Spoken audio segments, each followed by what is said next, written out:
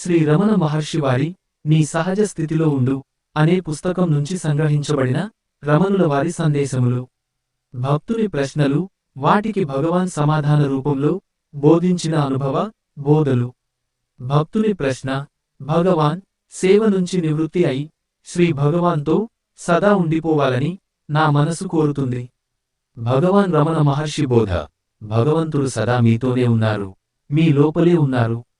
మీ ఆత్మే భగవంతుడు. ఈ సత్యాన్ని అనుభవం పొందడానికి మీ కార్యముల నుంచి వేరు అవ్వాల్సిన అవసరం లేదు. దుస్తులను మార్చడం, ఇల్లు, వాకిలి, కుటుంబాన్ని వదిలివేయడం త్యాగమనిపించుకోదు. కోరికలను, మమత్వమును, ఆసక్తులను వదలటమే త్యాగం. మీకు మీ సేవా కార్యముల నుంచి, వృత్తుల నుంచి నివృత్తి పొందడం అవసరం లేదు. కేవలం నిన్ను నువ్వు ఈశ్వరునికి సమర్పించుకో. అతనే అందరి బరువును మోయువాడు. ఏ మనిషి అయితే తన కోరికలను త్యాగము చేయునో వారు జగతిలో విలీనమై తన ప్రేమను పూర్తిగా విస్తారంగా వ్యాప్తి చేస్తారు. త్యాగము బదులు ప్రేమ మరియు కరుణ యొక్క విస్తరణ ఒక నిజమైన భక్తునికి చాలా మంచిది. అది దగ్గరి బంధనాలను తెంచుతుంది.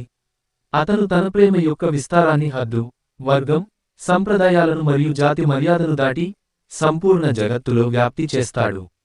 సన్యాసి ఎప్పుడైతే తన వస్త్రాలను మరియు ఇంటిని త్యాగం చేస్తాడో అప్పుడు తన దగ్గరి సంబంధీకుల పట్ల ద్వేషానికి కారణమవ్వడు. పైగా తన దగ్గర కనిపించే వారందరి పట్ల ప్రేమను విస్తరింపచేస్తాడు. ఎప్పుడైతే ప్రేమ విస్తరించే ఘటన ఘటిస్తుందో అప్పుడు మనిషి ఇంటి నుంచి పారిపోతున్నాను అని అనుభూతి చెందడు. పైగా పక్వానికొచ్చిన ఫలం చెట్టు నుండి అనాయాసంగానే ఎట్లా వేరుపడుతుందో ఆ విధంగా ఇంటి నుంచి వేరవుతాడు. అప్పటి వరకు ఇంటిని గాని కర్తవ్యాన్ని గాని అంటే బాధ్యతలను విడుచుట మూర్ఖత్వం. ఇది రమణ మహర్షి మనకిచ్చిన బోధ. సర్వే జనా సుఖినో భవంతు, లోకా సమస్తాన్ సుఖినో భవంతు. ఈ వీడియో మీకు నచ్చితే నాకు ఉత్సాహం పెంచేందుకు లైక్ చేయండి, మీ మిత్రులకు షేర్ చేయండి మరియు సబ్స్క్రైబ్ చేయండి. మరువకండి. జై హింద్.